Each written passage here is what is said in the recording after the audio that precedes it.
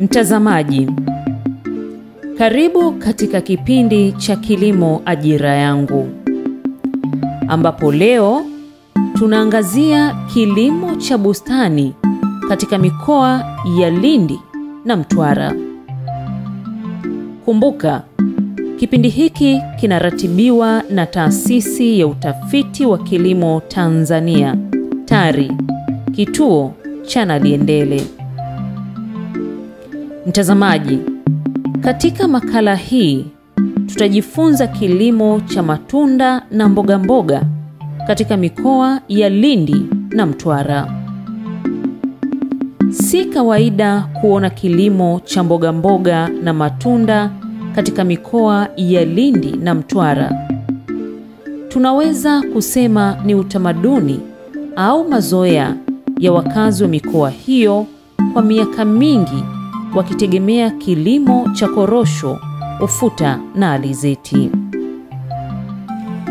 Dr. Kapinga ni mkurugenzi wa TARI, kituo cha Naliendele. Anaeleza kuwa pamoja na zao la korosho kulimwa kwa wingi, lakini wakazi wa mikoa hiyo wanayo fursa ya kujiongezea kipato kupitia kilimo cha bustani.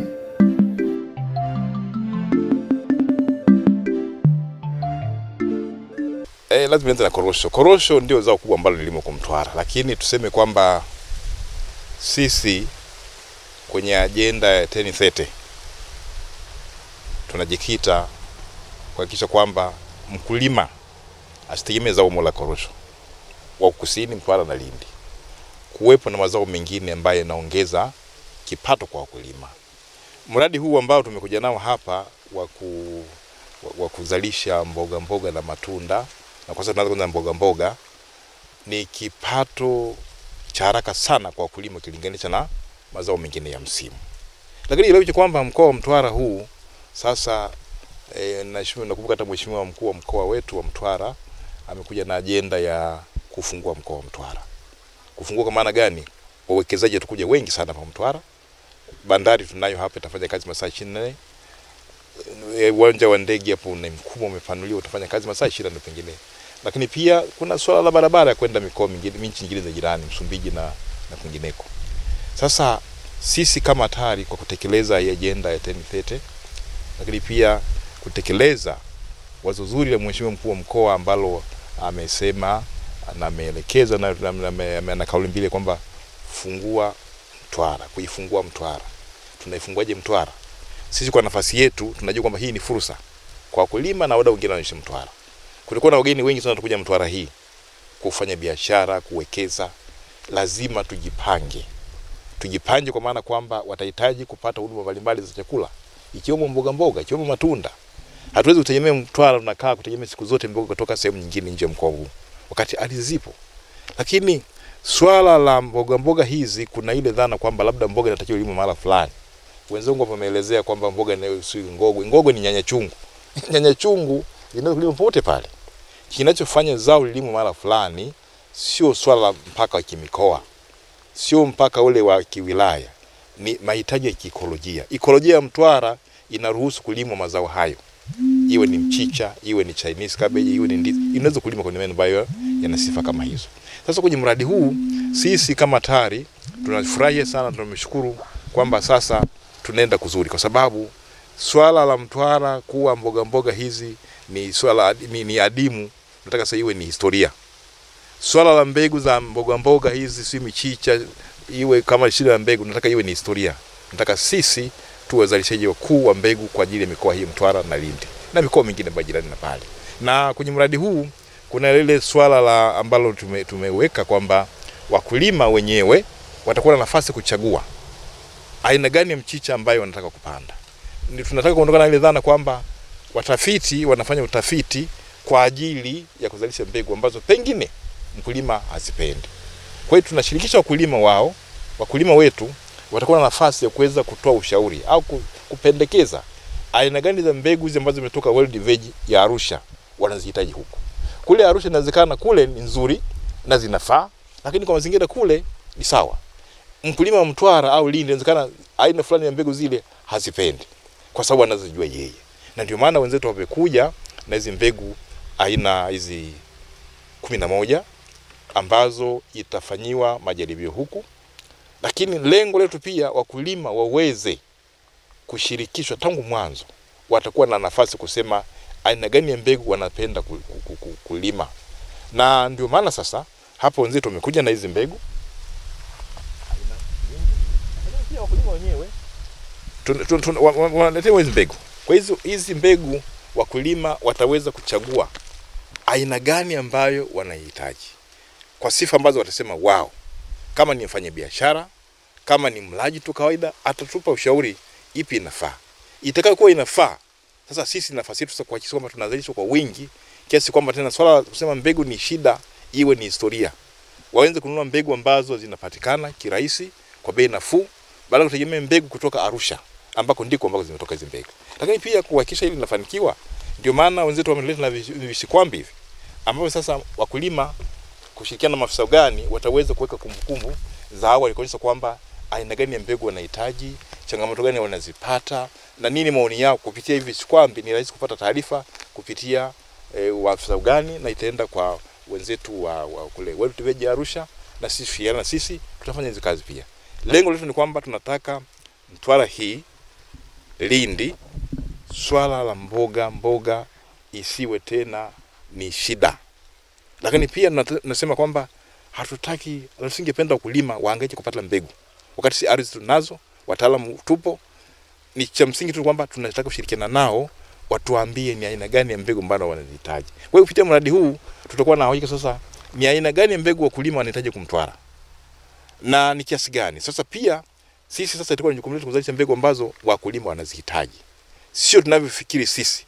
Wakulima wana nafasi ya kuchagua aina gani za mbegu, na sababu zao wanazo. Kuna ambao wanataka pengine kuuza, kuna ambao wanataka kwa ajili tunatumiza nyumbani, na kwa sababu ambazo wataeleza wao, sisi itakuwa ni jukumu letu sasa kufanya shughuli za kiutafiti kuhakikisha kwamba mbegu ambazo zinahitajika huko zinaweza kupatikana kwa wingi na kwa bei nafuu na karibu na wakulima.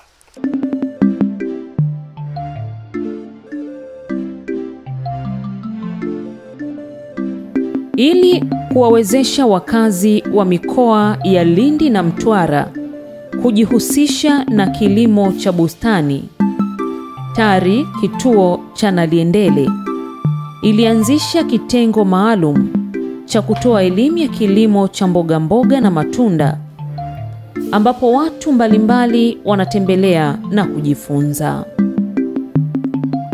Hawa ni baadhi ya kina mama ambao wamekwenda kujifunza kilimo hicho cha mboga. Hapa Dr. Kapinga anaeleza namna watakavyonufaika.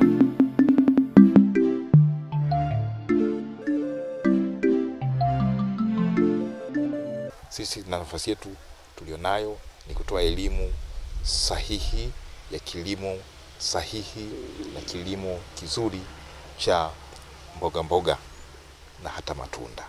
Kwa sababu kama nilivyosema, kilimo ni biashara. Kama ni biashara, lazima uangalie unataka kufanya biashara na nani, na biashara hiyo inahitajika lini. Kuna mbinu pia ya namna ya kuzalisha mboga iweze kuliwa kwa wakati fulani. Huwezi kuzalisha mboga kwa kipindi ambacho pengine itaenda kutana na wenzako sokoni, na ndicho ambacho wakati mwingine tunakosea. Au wakati mwingine walimaji mboga wanakosea. Anazalisha mboga muda ambao unavyoenda kwenye soko kila moja na mboga aina hiyo. Sasa sisi kwa nafasi yetu tunatumia nafasi hiyo pia kuwaelimisha utaalamu wa kuangalia soko linahitaji nini kwa wakati gani. Na akishajua lini inahitajika zao fulani la mboga, basi ni rahisi sasa sisi kwenda kuelewesha ni walime hiyo mboga wapande muda gani ili waweze kwenda kwenye soko muda ambao waweze kuuza ile soko, kuuza ile mboga panapohitajika na watu wengi.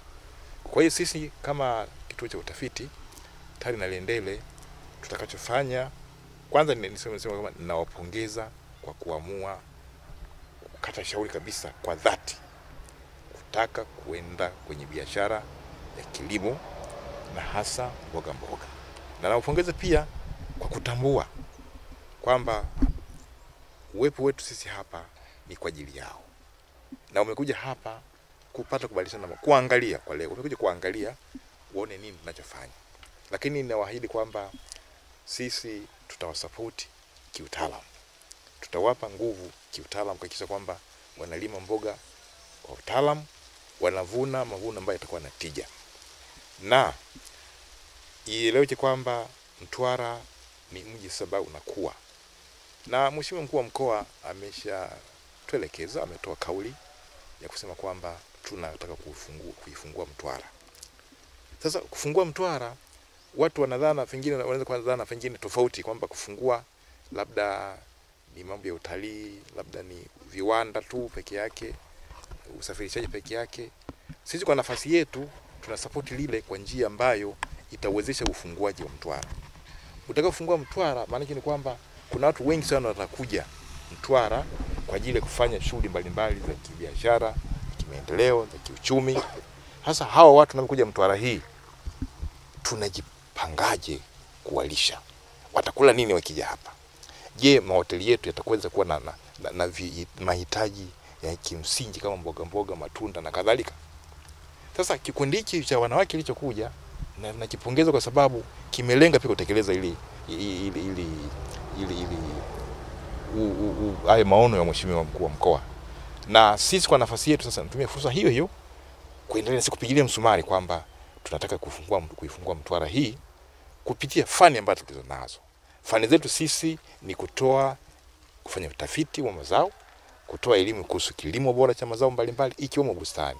Kwa hiyo katika hilo sasa, ili Mtwara yetu hii kweli ifunguke kwa tija, lazima pia tuwe uwezeshaji wa kuwafanya hawa watakao kuja hapa Mtwara kama manispaa kufanya biashara kupitia bandari, kupitia uwanja wa ndege, kupitia barabara ambazo zimefunguka vizuri sana.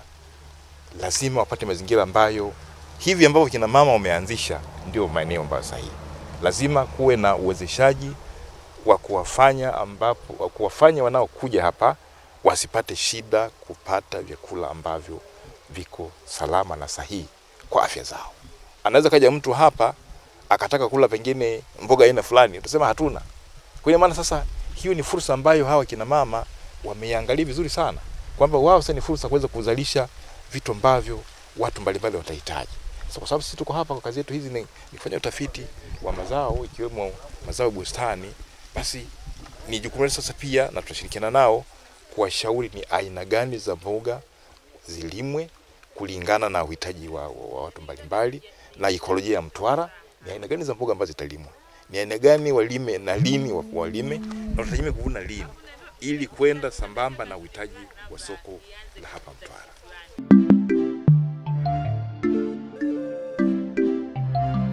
Kina mama hawa wanaelezwa namna mgomba mmoja unavyoweza kutoa miche mingi kwa pamoja.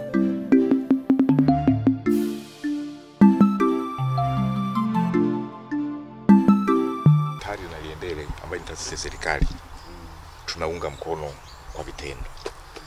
Lakini kuunga mkono kwa vitendo kule, kwa hilo wazo la kuanzisha shamba la korosho, mimi na waahidi sisi tutasupport mbegu bure.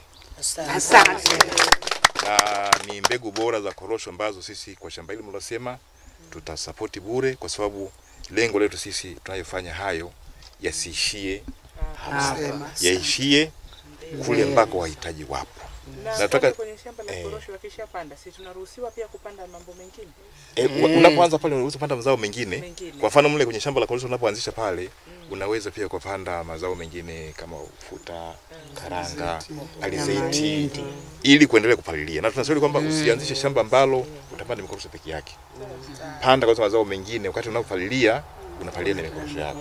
Lakini pia inarudisha fedha uliyotumia kwenda kuanzisha ile shamba la korosho. Na hizi migomba mbegu mbegu mtaandalia kulingana na aina mtakazohitaji, na ndio maana tumesema hapa kuna migomba aina nyingi.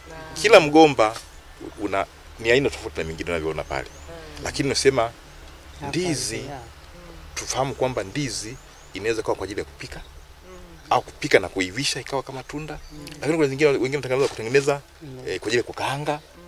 Kwa hiyo aina mbalimbali zina sifa mbalimbali. Kwa nini sasa yule nyinyi sasa kuhakikisha kwamba tunataka labda tuandalie mbegu za aina gani, na kila mbegu ina sifa zake.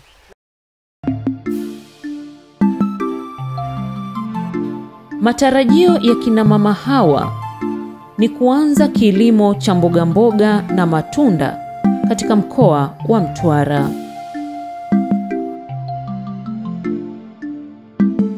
Mtwara tuna fursa kubwa sana ya kiuchumi, hasa kilimo cha mboga mboga pamoja na korosho, na wanawake wengi wanatamani sana kulima lakini hawajui wanaanzia wapi. Kwa hiyo tukasema kwa mwaka huu kwenye semina yetu ya kijiji cha wanawake wa thubutu, tukiwa na kauli mbiu kwamba tunapigilia msumari genge lisianguke, tuje na programu ya kilimo ambayo tulizindua tarehe 16 mwezi wa 9 tulifanya Mashujaa Park, na manake leo hii ni semina ya pili ambayo tunafanya nadharia. Tumekuja na wanawake tayari kujifunza kilimo, na tumeona wanawake wana shauku kubwa na kila mmoja anaongelea swala la kilimo, na wanasema kwamba baada ya hili darasa kumalizika leo, kila mtu anatamani kwenda kuanzisha kitalu chake cha mboga mboga pamoja na bustani ya nyanya. Kwa hiyo sisi kwa 90% tumeweza kufikia haja ya walengo wetu wanawake ambao walikuwa na shauku ya kujua kwamba sisi tunataka kulima lakini hatujui tutapata vipi access ya kujifunza kilimo na tutaanza vipi kulima. Sasa tulipokuja hapa, yani imekuwa kama tumetoka pamoja, kama tumekuja kusoma tumetoka, yani tuko kwenye ntoko. Maleo tumevaa vizuri, tumependeza, hatujulikani kama wajane. Leo tunaonekana kama tuko na waume zetu lakini ni wajane. Kingine, mboga, swala la Mtwara, mboga ni bei ni za hali, bei kubwa, halafu zinapotea, na mboga zenyewe zinatoka mbali, hakuna mboga inatoka Mtwara. Hata nyanya zinatoka mbali, Iringa, sijui Njombe huko ndio zinatoka. Lakini tulipokuja hapa tumejionea wenyewe na tumejifunza, tuna imani tutakwenda kufanya kazi hizo, kwa sababu elimu tumepata na wametuahidi kwa wataendelea kutufundisha na tutaingia darasani, na tuna imani kubwa kwa hawatatuacha. Tulionelea tupate mafunzo ya kulima kilimo cha muda mfupi. Kwa tukaomba FB Empowerment kupitia ofisi ya mkuu wa mkoa na mkuu wa wilaya wawasiliane na watu wanaliendele tayari, ili sisi tuweze kuona hatua za awali kwamba kama inawezekana kupata mboga.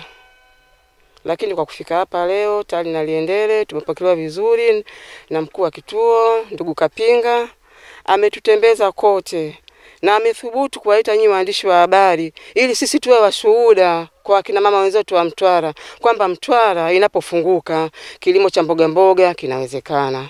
Ukosefu wa damu kupingwa unawezekana tukitumia wataalamu wao.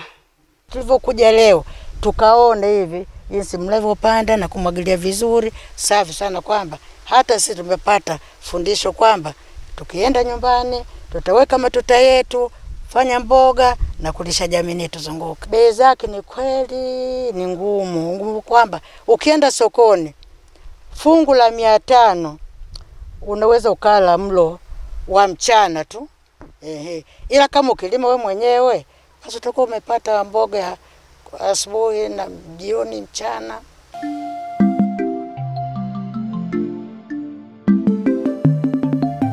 TARI kituo cha Naliendele inashirikiana na wadau mbalimbali wa mbegu za mboga mboga ili kuwafikia wakulima wengi. Mdau mmojawapo ni kituo cha uzalishaji mbegu za mboga mboga cha World Vegetable Center.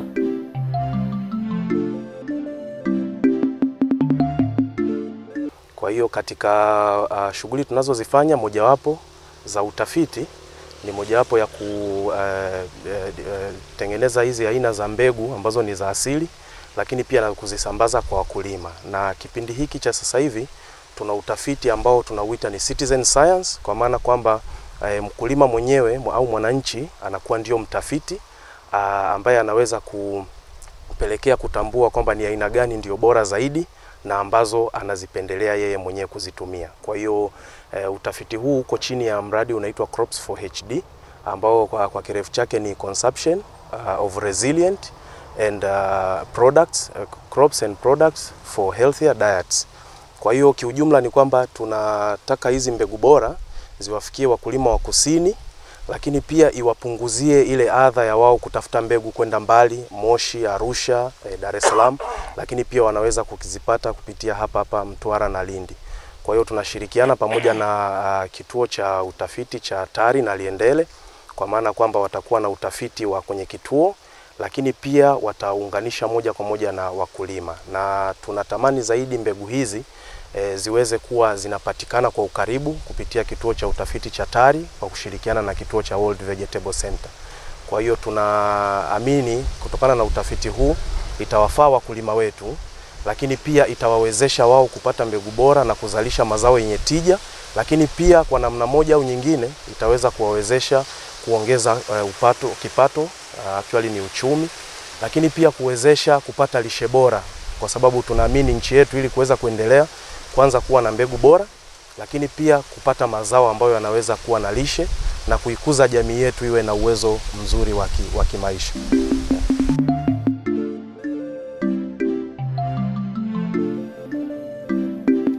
TARI kituo cha Naliendele inahimiza wakulima wa mikoa ya Lindi na Mtwara pamoja na wakulima wa zao la korosho pia wajihusishe na kilimo cha mboga mboga na matunda. Pamoja na umuhimu wa zao la korosho kwenye mikoa hii ya kusini, Mtwara na Lindi, tunahimiza kwamba wakulima wawe na mazao zaidi ya moja. Awe na korosho kama kawaida, lakini na mazao mengine kama hayo ambayo kina mama wametaka kuwekeza. Kwamba kitendo cha kuwa na mazao mengine ya ziada zaidi ya korosho ni fursa ya kupata fedha za kuweza kununua hata pembejeo za kwenye zao la korosho. Kwa hiyo angalau mkulima ana mazao hata manne sio mbaya, ambayo hayana ushindani na korosho wala hayaathiri kulima korosho. Kwa hiyo swala kama hili la kina mama hawa kuwa na mazao haya ya bustani bado inaongeza mkulima kipato. Baada ya kuvuna korosho zake, baada ya zile hela kuendelea kutumia alizopata kipato cha kwenye korosho kuendelea kujitumia tu, anaweza pia akapata kipato kingine kutoka kwenye mazao ambayo ni haya bustani. Mazao ya bustani inaweza kumsaidia kununua pembejeo, mfano viuatilifu ambavyo vitakofika muda kuvulizia kwenye korosho yake ameshanunua mwenyewe. Kwa hiyo mkulima, tunashauri kulima wawe na mazao angalau manne kama hali ya hewa inaruhusu. Kurudia kulima mazao inaruhusu, wasisite kulima mazao mengine baada kutegemea tu zao moja peke yake. Haina tatizo kulima korosho na mazao mengine ambayo inaweza kulimwa katika mazingira haya Mtwara na Lindi kwa jumla. Mtazamaji, mpaka hapo tumefikia mwisho wa makala hii. Kumbuka, kipindi hiki kimeratibiwa na Taasisi ya Utafiti wa Kilimo TARI, kituo cha Naliendele. Usikose kuangalia kipindi kingine cha Kilimo Ajira Yangu wiki ijayo, muda na wakati kama huu. Asanteni.